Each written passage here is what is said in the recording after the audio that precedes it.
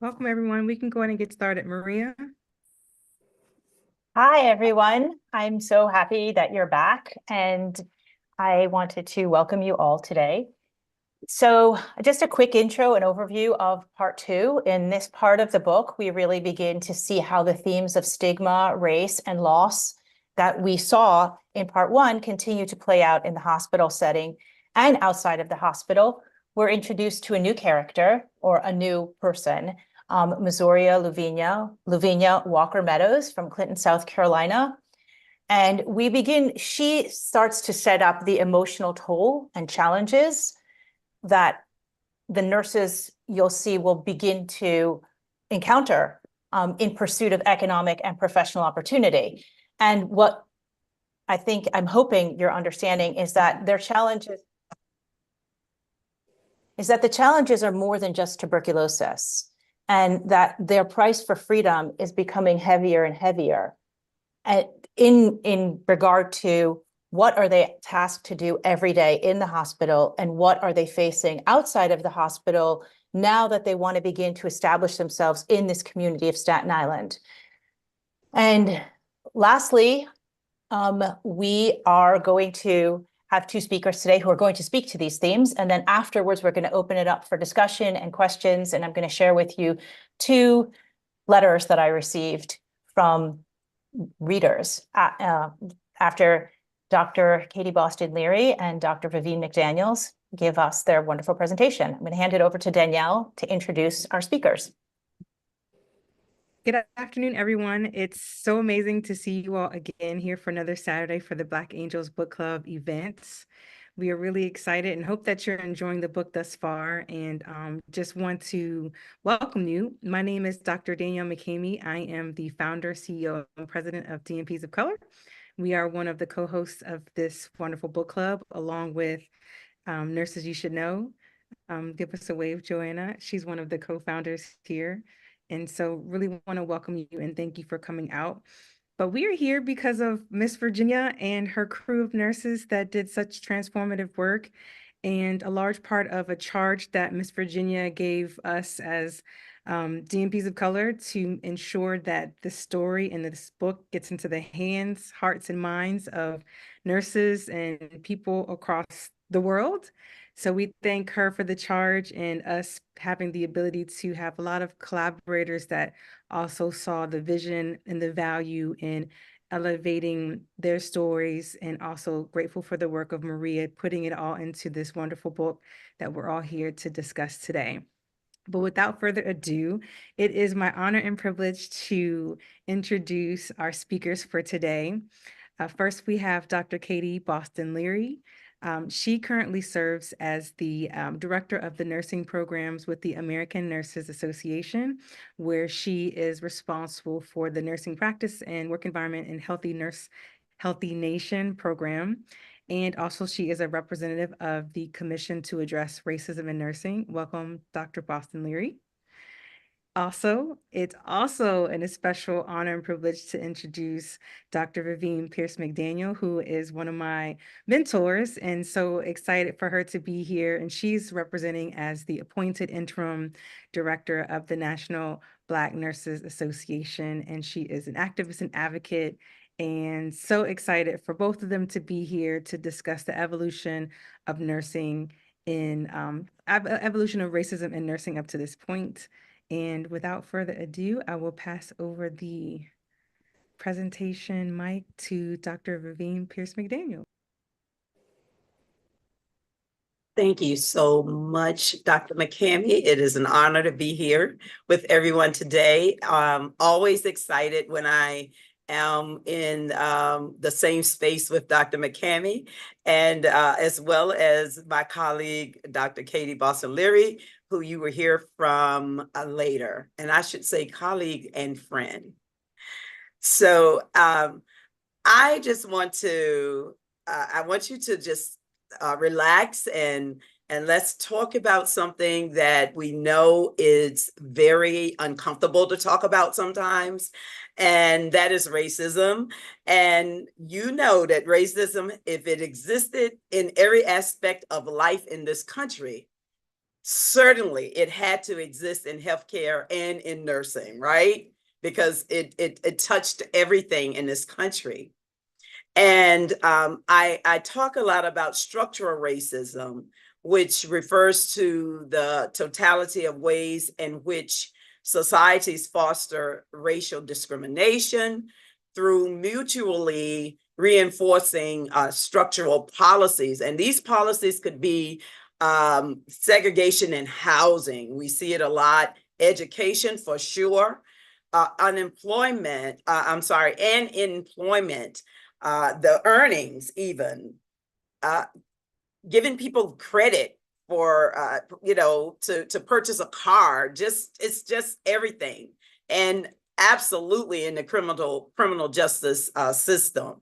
So we see these acts of racism, and some of us try to do something about it.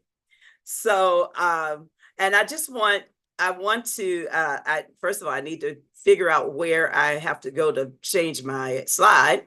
I want you to look at this slide. Now, what in the world does this have to do with racism or nursing, right? Often when I'm doing presentations, I'll throw in a slide of something that has occurred to me, and I always build something around it. So this is a burnt outlet. I plugged in the outlet. I wanted to dry my hair, and it burned. So we had to call the electrician. But a burnt outlet and smoke means that the outlet is overheating. And usually is often due to an overload, and it is totally unsafe, right? Now, it's unsafe because the burnt part that you see, it loses insulation or its ability to protect. And it can give you a shock if you touch it. Well, to me, it's the same thing as racism in nursing. So I present you with my burnt outlet, okay? And I hope you can appreciate, the analogy. So I want to talk a little bit about this woman's stand against segregation. This is Martha Minerva Franklin. And she graduated from the Women's Hospital Training School for Nurses in Philadelphia. She was the only Black person in her class, but please don't get excited about it. She's the only Black person in her class because during that era, only one Black person and one Jewish person was allowed into the nursing program. So I for some reason, I can't get excited. I'm appreciative that we did have that one person, but I just don't always get excited when I hear that. When she moved to Connecticut, to New Haven, I believe, and this was in the early 1900s, and she was an activist. And a lot of times you will hear me promoting Murray Mahoney because that's my girl, utmost of respect and all of that. But my activism, a lot of it came from reading about Martha here, Minerva Franklin. And while she was living in Connecticut, she started getting into a lot of activism. She started seeing all of these groups doing, mobilizing and doing all of these different things against discrimination and segregation. So she decided that she would conduct a study to evaluate the impact of segregation on the field of nursing. And this was a 2-year investigation. And she did determine that although Black nurses could join the American Nurses Association, they were restricted from addressing the special issues around segregation and discrimination, which is why I can't wait to hear from Dr. Katie Boston Leary. In 1908, Martha sent out 15,000 handwritten letters. Can you imagine? That sounds like something Dr. McCamey would do. Sending out 15,000 handwritten letters to these Black nurses in order to organize a national association for colored nurses to eliminate this racial bias. So that's kind of how the National Association of Colored Graduate Nurses started. So I'm going to move on to my next slide. And we know these women as well, because, you know, during Black History Month, we always look at the same nurses most of the time. I do want us to be mindful of the fact that we have some trailblazers and pioneers in today's time that we need to start recognizing. But Mabel Keaton Stoppers, and I never know if I'm pronouncing these names correctly, but she fought for the integration for Black nurses through World War II. And she was instrumental in ending the United States policies of excluding African-American nurses from its ranks. So another one of my heroes, as you can see, one thing I learned about her was that she was the first paid executive director for the National Association of Colored Graduate Nurses. And that's something that I didn't know before. But her and Ada Bell Samuel Toms co-founded the National Association of Colored Graduate Nurses. A lot of people think that it was Mary Mahoney. Yes, Mary Mahoney was very instrumental in organizing these women. But these, the two of the women who co-founded, along with Minerva Franklin, they worked very diligently alongside her. And they were also lobbying for Black nurses to serve in the Army Nurses Corps, because they were excluding these nurses as well. And I cannot say enough about Estelle Massey Osborne. Besides being the first Black nurse to earn a master's degree, this woman was so powerful and such an activist. And we need to, again, we talk a lot about certain nurses during Black History Month.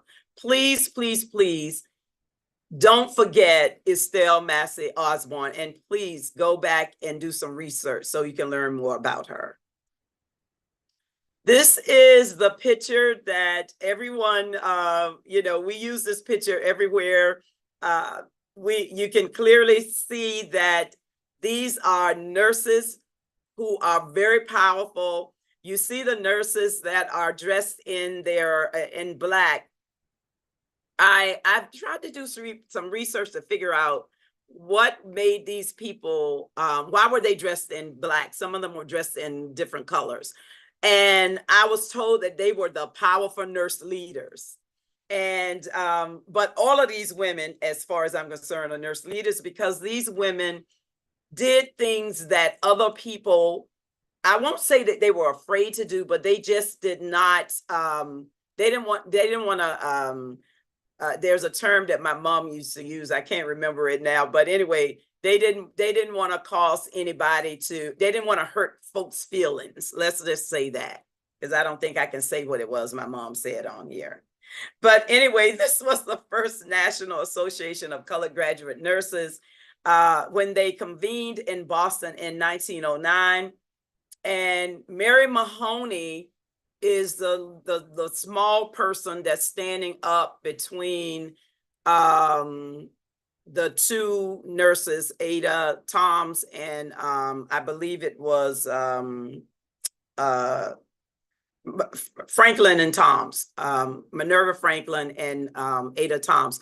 And so if you count from the left going toward the right, 1, 2, 3, 4, the fourth person is Toms, then Mary Mahoney is in the middle, and then Minerva Franklin is the other person that she's standing between.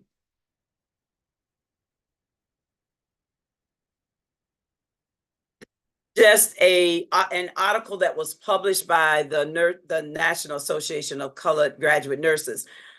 The significance of this article is that back then, the only way that they could get any kind of coverage at all was to publish or send their information to, there were, to my knowledge, only a couple of newspapers that would post or publish anything that they sent them. And this one was it was an article that was published in the New Amsterdam magazine and newspaper, I'm sorry. And the topics were just amazing to me, especially for that day. And they still ring true today. The topics were like, how can nurses work toward unifying the war effort?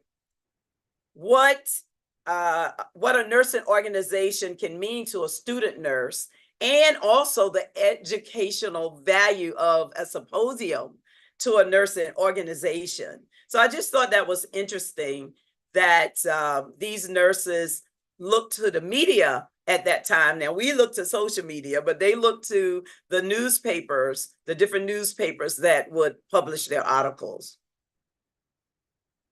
These are the Black nurses, Black Army nurses that served at stationed in general hospitals across the United States. They were caring for, our soldiers, and they were training and serving on the home front. These are Tuskegee Army Airfield nurses, and I am I'm honored by this picture as well. I did serve in the Air Force Reserve. I wasn't a nurse, but I was an aeromedical specialist, and we did work that nurses did.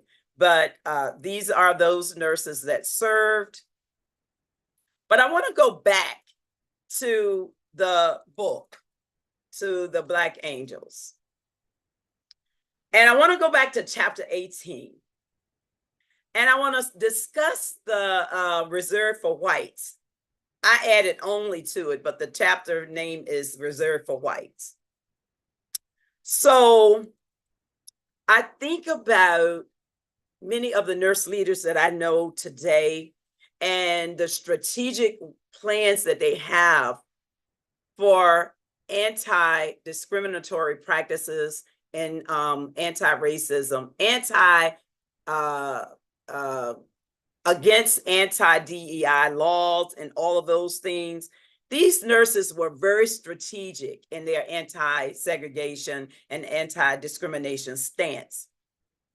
They decided that when they saw these signs that said reserved for whites only in the dining room, they knew that they deserved to be in the dining room just like their white counterparts did. So they decided that they would not do a sit-in because it would cost them pay. And they didn't want to publicly protest in the hospital because it would have frightened the patients. But the press, here we go again with the press. So these leaders decided that we are going to submit our protest to the paper. And it read this, the New York Amsterdam News read, nurses stage walkout for discrimination. And trust me, this did the job. This, our author Maria captured it very well. It did the job. I'm not going to go into detail because you're supposed to be reading the book, right? So just go back and read chapter 18 again, okay? I wanted to throw in only because we need to talk about other things that happened during this time. And again, our author Maria captured this very well. Again, the fight between Joe Louis and the Nazi fighter, and I'm sorry, Maria, I don't remember his name. I think it was Smilios or something like that. Yes. Okay. Yeah, Max Mellon. Okay. Yes. But anyway, the first fight was not so good, and as you know, whenever we have any person of that is African American, they're supposed to be the spokesperson for every African American. They're representing every African American. So the second fight was successful, and Joe Lewis, who is one of I used to hear my father talk about him all the time, did win. So we prevailed. And there was a lot of talk about that. But one of the other things that continue to trouble me is the questioning of the competence of back then, of course, Negro nurses, but African-American nurses. Why is this still happening? Why are we still having issues that we had back in 1939? I mean, why is that still a focal point for us? I just cannot. I understand it. Well, let's say that. Let me rephrase that. I see it. I know why it happens, but I still cannot understand it.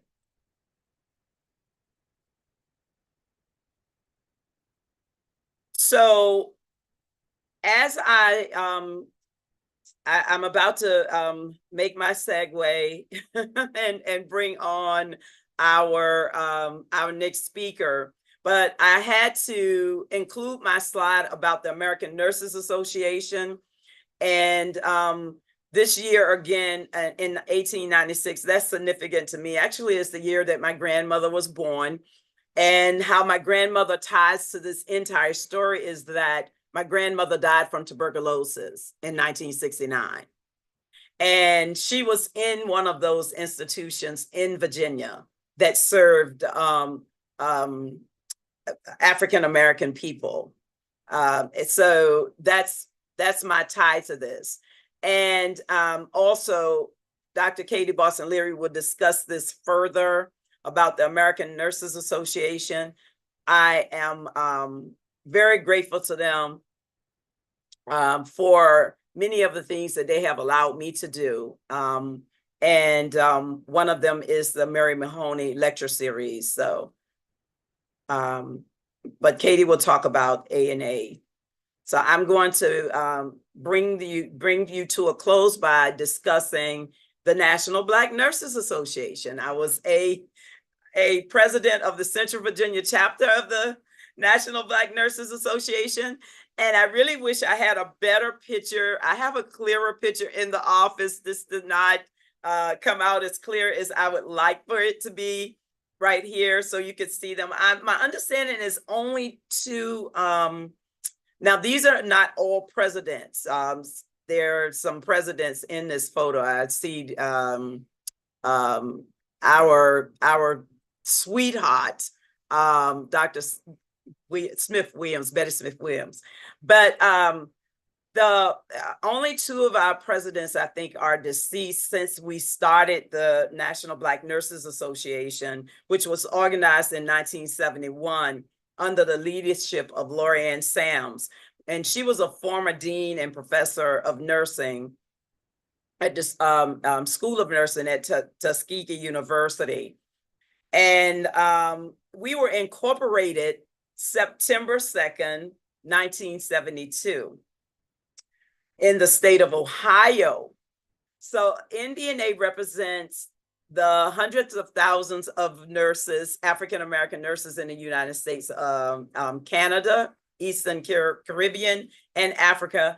And I believe, I want to say we have 113 chapters currently, but maybe there was a chapter or two that was dissolved. So, but I'm going to stick with the 113 for now, okay?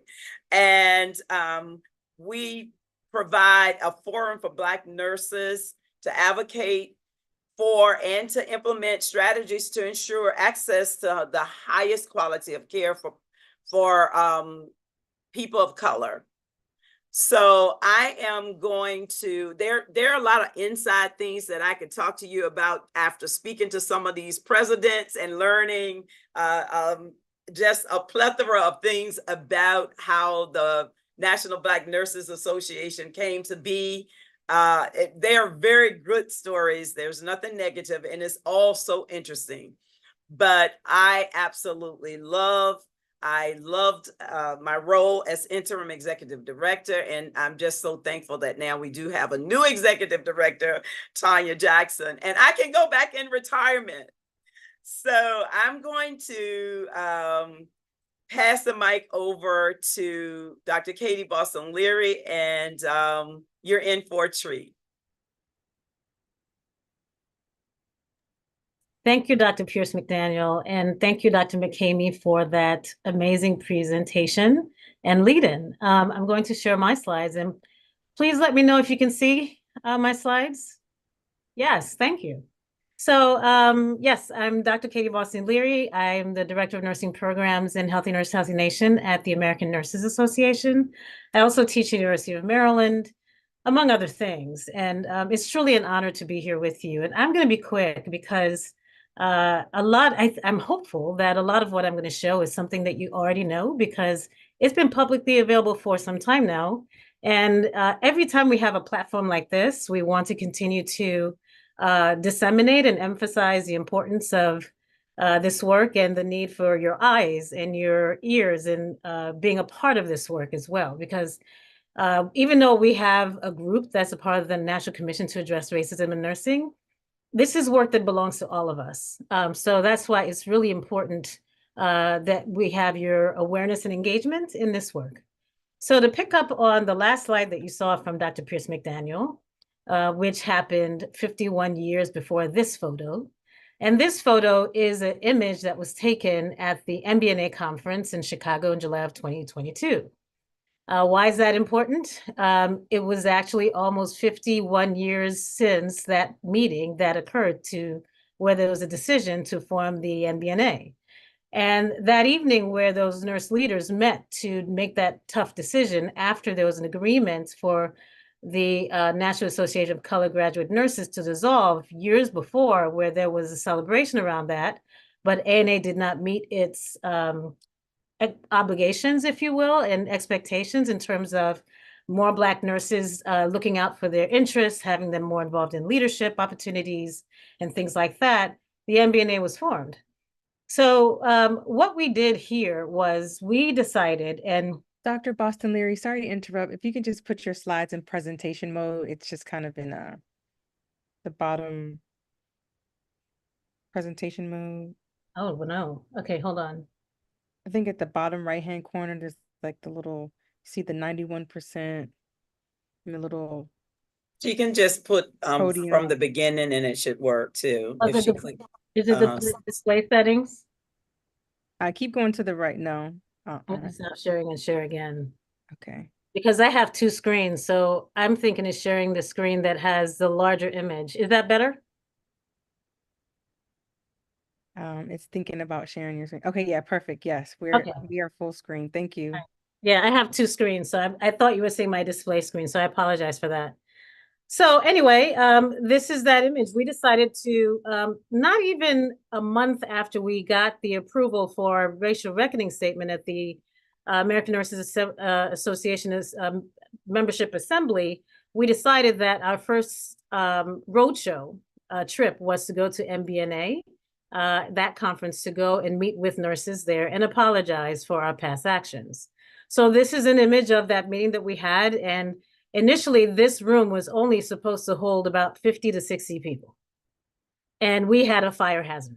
And it was so tough because we did not have the heart to turn people away. So we just figured that we'll just have the meeting, do a get in and get out strategy, but also do what we can to make it meaningful. Dr. Pierce McDaniel was there, ANA leadership was there, Dr. Grant was there, Peterson was also, who's online, who's my boss at ANA, was there as well, Dr.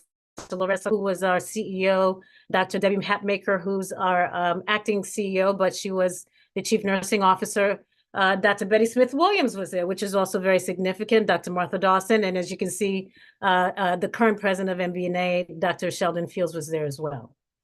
So I talked about the reckoning statement, and now I need to see where I changed my slides. Here we go. So I talked about the reckoning statement and the racial reckoning work that we're doing. And we say that this is a journey because a really common statement that, popular statement that I've learned from Dr. Ramey Alexander is that you can't talk your way out of something, you behave your way into. So we know that we need to show that we're doing the work, and we're not just putting something on paper in terms of our apology, in terms of what we did, and what we have done, and in some cases continue to do to Black nurses and nurses of color. We want to act as well and take the action steps that are necessary to not necessarily make things right, but to move towards an inclusive type of milieu for all nurses.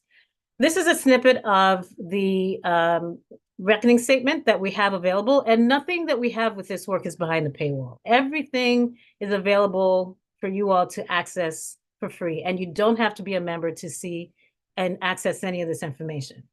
So this is a snippet. This is not the entire statement, but this is a snippet of the reckoning, the racial reckoning statement that we have available, that we got approved in June, that we also shared at the MBNA conference. And we also continue to share at a number of other ethnic minority association meetings and conferences as well. So it's really about us seeking forgiveness. And we really, when we went to this meeting, we said, it's not that we need your forgiveness now. We're not requiring it. We're saying that we need you to know that we're asking for it. And whenever you're ready to come back and say that we forgive and would like to move forward, we're here. So because again, we know that this takes time. I keep losing my marker, so give me a second here in terms of my mouse.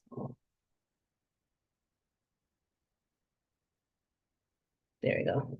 So this is an image from the American Journal of Nursing journal, and the celebration type of article around, yay, Negro nurses are allowed into the ANA. However, even though this was celebratory and this was a major milestone in terms of getting nurses, Black nurses, to be a part of ANA, we know that there was still more work to do. And I know this is an eyesore, but I wanted to put this in front of you because it really shows the journey that continues today. So there was an acknowledgement, and again, this is another snippet from the racial reckoning statement. We acknowledge that from 1916 to 1964, yes, there were efforts to exclude Black nurses from ANA. And, we also know that there are a number of things that happened in between those times where there was movement from MBNA and the National Association of Colored Nurses to really make sure that we, color graduate nurses, for us to include Black nurses into ANA. In 1946, the House of Delegates voted to adopt a statement to urge the removal of barriers that prevent full employment and professional development of nurses belonging to minority racial groups.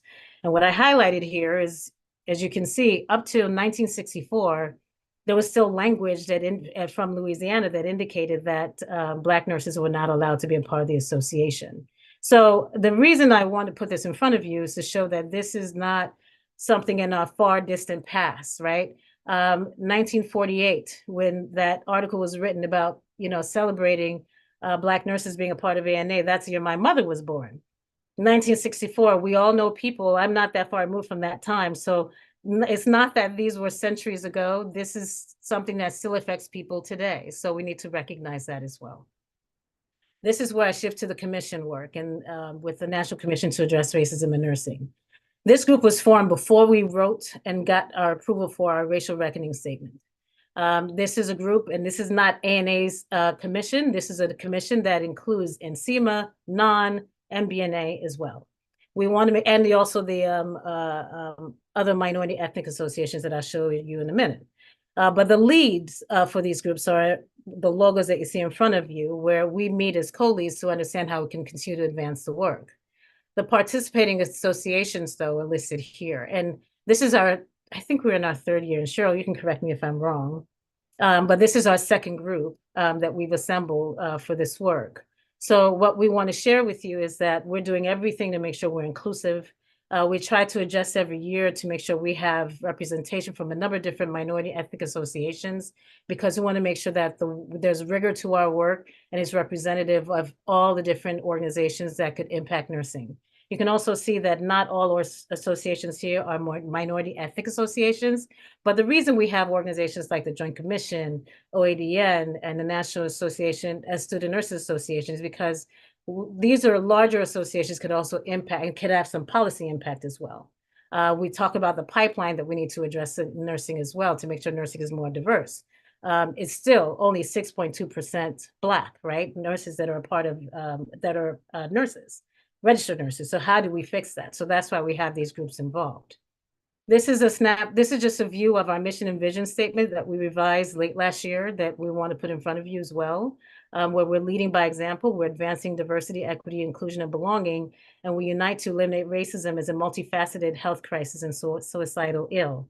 Our mission is to provide a framework to confront structural and systemic racism and its impact on historically marginalized and minoritized nurses and communities, and advocate for changes in policy and practice in nursing education, care delivery, and research. This is a definition that we decided to create. We just started to do some research on what definitions we wanted to use for racism, and we didn't see anyone that fit nursing. So what do nurses do? We're innovative people. We decided to craft our own. So with the help of under the leadership of Dr. Remy Alexander, and with the support of the commission, we got to this final version of the definition of racism: assaults on the human spirit in the form of actions, biases, prejudices, and an ideology of superiority based on race that persistently causes moral suffering and physical harm of individuals and perpetuates systemic injustices and inequities. Again, all of this is available on our webpage.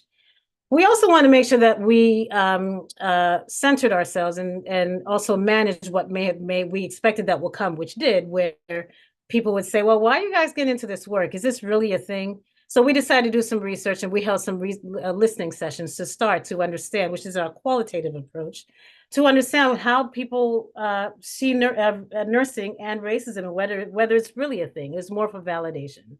We had 5 sessions between February and April of 2021, and this is just a snippet of what we heard from nurses that were a part of that.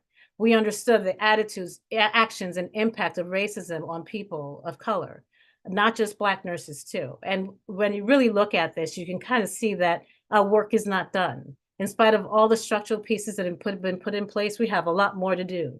And we have a lot more unfortunate convincing of others that this is really an issue in nursing. We also decided to do a quantitative study on understanding how racism is showing up and manifesting in nursing. It was conducted in October 2021. We had over 5,600 respondents. It was released on January 25th, 2022. And this is what we saw.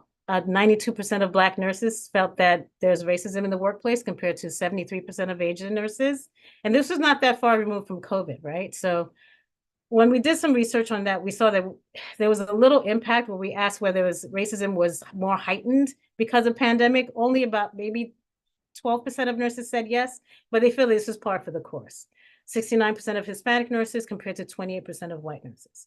Now, to bridge between the 28% and the 73% and the 69% and the 92% that you see on your screen, we really feel that we're digging in, that there's a need to dig into allyship for our white counterparts to understand that their role is to be allies, to be able to understand and feel what Black nurses feel and other nurses of color, so they can really help with moving the dial for nurses to have more, for there to be more of an understanding of what they face every day, and to move the dial on systemic and structural racism that holds us up. So our work continues there. We have a lot of work that we've done on allyship, including crafting a new definition on that as well. We have a foundational report that's available as well, not behind a paywall, that is available to all of you. I hope this is not unfamiliar to you. It was released in 2022. Please check it out. It has a lot of the history, including some of the things that you saw in the Black Angels book. And like you, when I read the book and I saw a lot of chapters end with the exclusionary practices of ANA, where it's like still ANA did not allow Black nurses to be a part of the association. It was a stinger. I felt it too. And it's something that we own and we recognize, and we feel that there's a lot of work to do. So there's a lot that's coming, and there's a lot of resources that we've provided to make sure that there's an understanding that we are deeply committed to this work. We know this is a journey, and we need all of your help to help make sure that this is not a thing in nursing anymore. Racism has no place in nursing. This is my last slide about the Project Echo series. This is our 3rd series that we've been having on racism in nursing. You'll probably see some familiar names and faces here. We invite all of you to be a part of this. You can earn CNEs. This is free, free. So please scan the QR code because we'll love to see you be a part of these discussions. If you have already, we're grateful because we need all of your opinions, impressions, insights, all of your voices to help to make this work stronger. So with that, I'm done. I'll stop sharing my screen and turn it over to Dr. McCamey. Wow, that was extremely powerful. And thank you both for your amazing presentations. The chat is open to put any questions that you might have, but I will turn the mic over to Maria to facilitate some discussion around the book or any questions you might have from the presenters. Thank you very much for that extremely powerful presentation. I want to say something. I'm not a nurse. When I started writing this book, I didn't know much about nursing. My experience with the nursing world came from my mother having died of cancer and being sick for 2 years and being around nurses, both while she was in treatment. She had stage 4 metastatic breast cancer, and also when she went into hospice. And it was those women, I was very young, who really kept me going. In an effort to combat my grief, I started volunteering at Boston Children's Hospital in the pediatric bone marrow transplant unit, and I was there for 3 years. And there I met another extraordinary bunch of nurses. And so I came to know the profession as somebody who relied on the profession to help me get through these times in my life. So when I sat down to write the book, I didn't know anything about the history of nursing. And the deeper I got into the research, the more shocked I was. And so I wrote the book, and every day I receive letters. Some of them are awesome, and some of them are really difficult to read because, let me rewind. I taught English in high school. And one of the things that happens when you're an English teacher is you get a lot of the students confess things to you that they haven't told their parents or they're not ready yet to talk about. This is what's happening now. I'm receiving letters from nurses. I received a letter from a nurse. He was a male nurse. He worked in the PICU unit. He was gay, and he talked about the violence that he had encountered on the wards from what he called a queen bee leader who is like Miss Mitchell in the book. And he thanked me for giving voice to leaders like that. I also get letters from people who are angry. And so this is the one I'm going to share because I think I got this yesterday morning and I sent it to Joanna, and she said, please read it because it fits into what you're saying. And I think as somebody who's outside, I see the work that still needs to be done.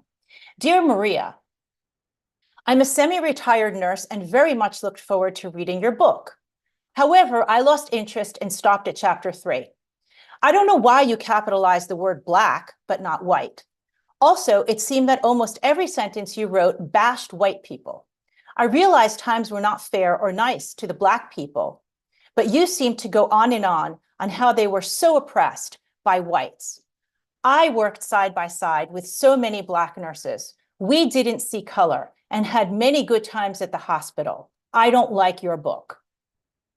So this is something that I think was, I told Joanna and she said, you need to share it. And so I'm sharing it. And if anyone wants to comment on it, feel free. But this is the kind of stuff I receive. In contrast, I'll tell you, this is another letter I received about an hour after it. Hi, my name is blank. And I'm just blotting out the name because the person is part of this group. I'm a nurse and I'm loving your book. It's an important work and should be taught in the classroom. There are many important themes like the emotional toll that nursing takes on us and taking care of patients that are angry and depressed, and also the violence. I have experienced workplace violence from patients, and it's frightening. I think these themes are important because the women in your book couldn't talk about them, but we can. And if we don't, they remain in the dark and we suffer alone. You've written something beautiful and people want to talk about it. And so she asked if people wanted to talk about it today. So anyway, I'm putting those things out there. I'm going to open it up for discussion. But these are the contrasting things that I receive on a regular basis. People who are angry, who think that I was bashing white people, and then people who are reaching out because they're saying that all these themes continue to exist. So I'll just leave it to all of you who are nurses to talk amongst, open up for discussion. Yeah, I can get it going, Maria. I'll tell you that when ANA started this work, and I know Cheryl's here and she can attest to this as well. We heard some of the same sentiment from white nurses, some that we're engaging in wokeism and politics, and I don't see color in nursing. I don't see color when I treat my patients, and our argument is that you should. You should. We're taught to provide individualized care that's also non-judgmental. And we should understand our place to be equity-minded in the care that we provide. So we did get the letters, and not only did we hear nurses say that we should not be engaging in this work, the next statement after that was cancel my membership. And we were okay with that.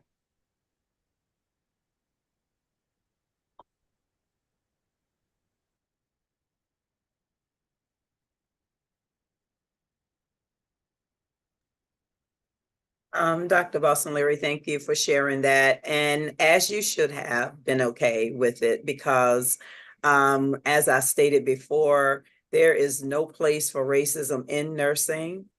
And so if they wanted to use the fact that you were addressing an issue that has been debilitating, devastating, and just it's just outrageous that we still even have to have these discussions in present day. So I would have probably taken the same stance. If you want to cancel your membership because of that, then very well, we will do that. So I'm glad that you brought that, that you referenced that and you discussed that. I had heard a lot of people saying that they were going to cancel their people that were supposed to be my friend, saying that they were going to cancel their membership. And I see Cheryl has a hand up, so I yield my time. Thank you. Thank you to Katie and to Vivienne. Just outstanding. So I really appreciate that. I just want to build for a moment because we've had some real opportunity to talk to our colleagues who are part of the National Coalition of Ethnic Minority Nurse Associations. And where we have heard, we've been working on this for a long time. And that is absolutely true. And now what we need to do is join forces as the American Nurses Association, as someone who has said, that's the White Nurses Association. That's how it's been described to me. That's the White Nurses Association. It is the white nurses that we have to move along this continuum, bring into this conversation, bring into this dialogue. And that is the value of the partnership between ANA and CIMNA, NBNA, NON. It's really important that this partnership be strong and that we continue to move forward together.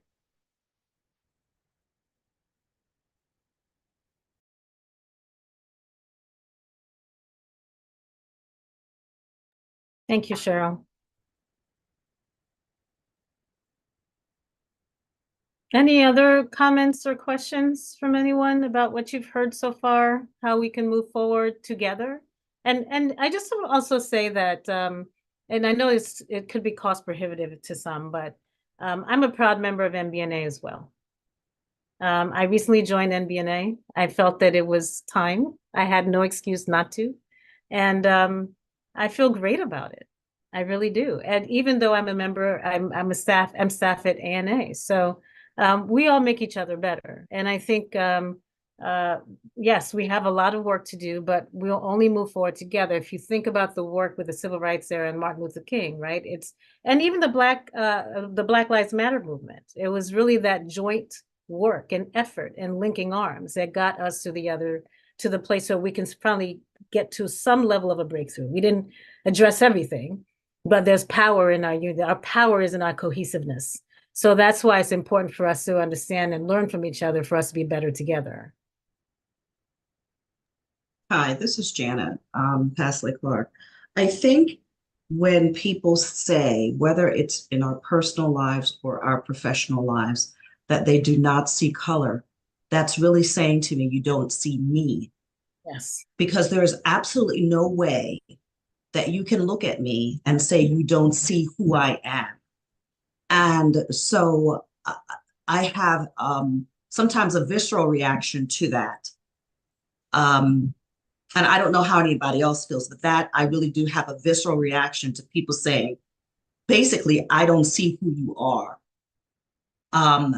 So yeah, I'll just leave it there. Yeah. Yeah, my comment to people who said that is, if you have any provider that says that to you, find another provider.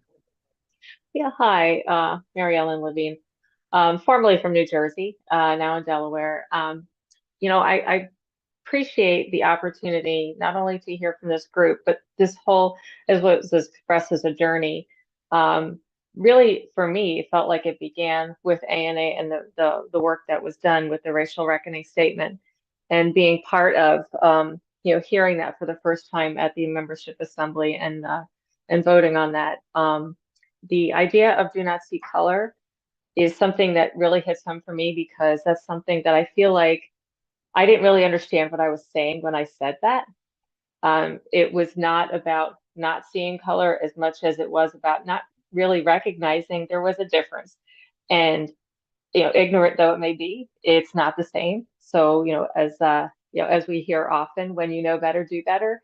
So I really appreciate, to hear from and be able to listen to and open my mind to, the injustices. And so with that, I'd like to take the opportunity to express my, sincere apologies to and appreciation for the work that's being done, but to the Black nurses, not only of the profession, of the country, and of this group, but moving forward, looking to make those changes. And this has been really helpful. And thank you for all the links, and appreciate all of you, and for the book. Absolutely, I think that was something that really brought this message kind of to today and to now. So thank you so much for the opportunity to do that. Tracy? So I just want to say thank you, because I think it is the forums like this where we need to engage with each other on an honest level about how we feel, what we think. And I think as leaders, whether it's in one of our professional societies, whether it's in our organizations, our communities, our schools, that until we can all decide to come together, we're never going to make a difference for the people in this country. And I think that it makes me pause, because I think one of the pieces for me is, how do I do it better for either those I lead, those I work with, being here. So I just appreciate the opportunity to read the book, reflect, and to think deeply about how do we truly represent ourselves as, the top profession year after year, and yet it makes you pause. So thank you. Thanks, Tracy. I just want to elevate the voices that are in the chat. So just reading some of the comments. Vera says, thank you for these educational and informational presentations. Dr. Mary Ellen Levine Lewis says, we didn't see color is very telling. Dr. Vivienne Pierce McDaniel, one of the problems with letter 1 is that the writer is that she didn't see color, therefore she didn't see me. Other comments, the initial letter is very telling of our continued reality in nursing. I'm in Air Force Base area. From Kim, we see in the comments on any post about anti-racist work or celebration of underrepresented nurses. Typical. These comments permeate the nursing units and are an example of how current nurses choose to leave because their safety is not considered. Nurse execs in our area hospitals are in denial that racism in nursing is an issue. While I was in St. Louis on a faculty conducting work with Black women breast cancer survivors and Knowledge is Power conference, students sent me emails all the time that I was focusing too much on Blacks versus white people. The self-centeredness that it takes to not take a moment to step back and think, wow, how did I miss how my colleagues are being treated, and ask how they can rectify this issue unbelievably. Racism has left a violent legacy on our profession, but also set our profession back from growing and becoming a better and stronger profession. We must call it out and make it a major issue in our profession so that we can continue to say we are the most trusted and ethical profession year after year. And then it's just more comments about letter one, and then folks agreeing with the various statements. Nurses are here to do no harm. That includes each other. And Kim, my favorite quote that she says, the most trusted profession, but amongst whom? And then another comment, got up this morning feeling good and Black, thinking Black thoughts, did Black things, played all my Black records and minded my Black business, put on my best Black clothes and walked out my Black door, and Lord have mercy, white snow. A poem by Jackie Early. Thank you for sharing that. Happy Black History Month. And then from Miss Virginia Allen, I was going to also hold space for you to have some comments. Excellent presenters. So if you want to unmute Miss Virginia and share some comments with us as well. Good afternoon, everyone. I have been blown away by some of the information I received today. A lot of it I wasn't aware of. But I feel that we're making some headways, but we have to present ourselves as individuals as we were, not as white or Black, and accept each person as an individual.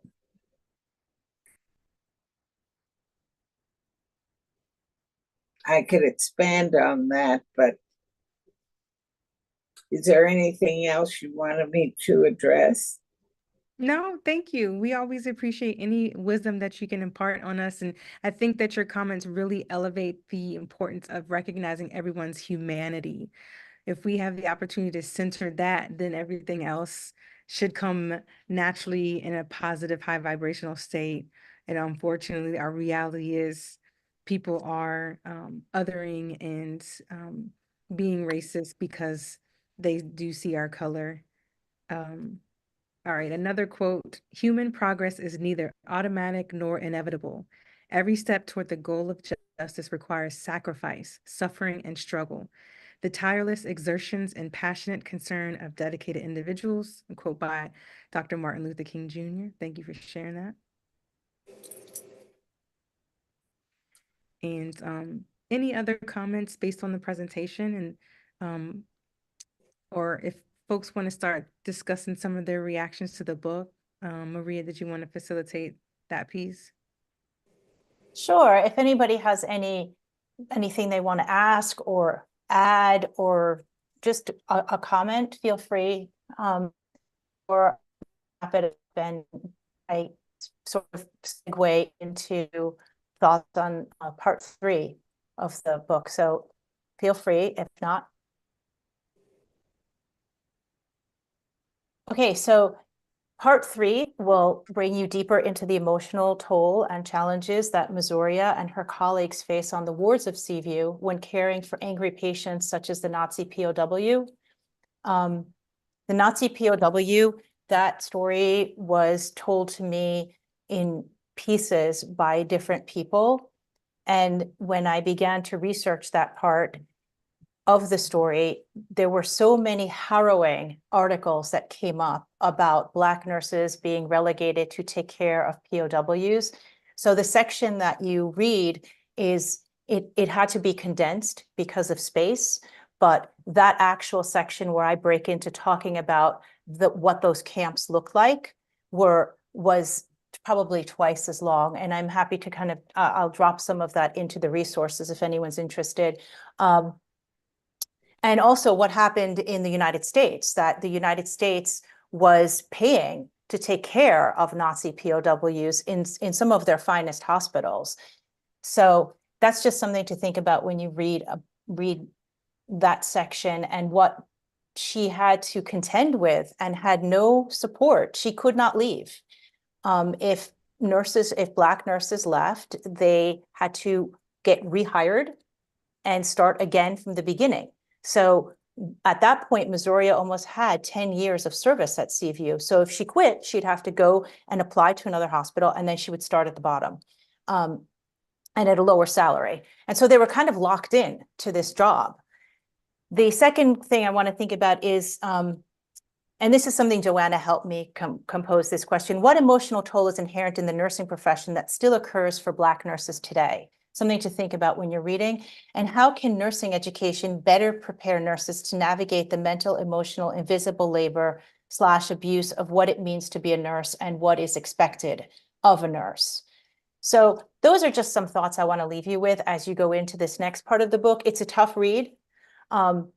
It's sad in so many ways, but it was the reality of what was going on in the United States, and the fact that you had somebody who was the most reviled human being in the world, a Nazi, a POW, on a hospital ward, and he managed to find somebody who the United States thought lower than him, and nobody came to her aid, is extremely telling. And that's one of the reasons I really wanted to elevate that story, because it also fits into the Joe Louis and what they hoped Joe Louis would do for Black America against the Nazi, Max Schmeling. So anyhow, that's the third part of the book. When you go into it, I'm excited for next week to pick up this conversation. I can share some more letters if you all like, because they're really powerful and some of them are extremely moving. So I can do that, and you can, because you're all nurses, and you can talk about them. So thank you so much. Have a great week. Yes, And thank you we'll all see you again next for week. Yeah, thank you so much, Maria, and thank you everyone for coming out. Just a couple of closing out comments. I really want to thank our co-sponsors. Thank you to the National Commission to Address Racism in Nursing, the American Nurses Association. Thank you for being here. To Coppin State University School of Nursing, to the Association of Black Nursing Faculty, the National Black Nurses Association, DNPs of Color, the Black Nurse Collaborative, the Black Student Nurses Association at the Johns Hopkins School of Nursing, and last but not least, Nurses You Should Know. Thank you all for collaborating and partnering on this important work. Thank you to Maria for your hard work and your passion to this topic, to the book. Thank you, Miss Virginia, for being here. And we will see you all same time, same place, 1 p.m. Eastern Standard Time. Please tell all your friends to join us on YouTube if they aren't able to make it on the Zoom. And we thank you again, and we will see you next Saturday.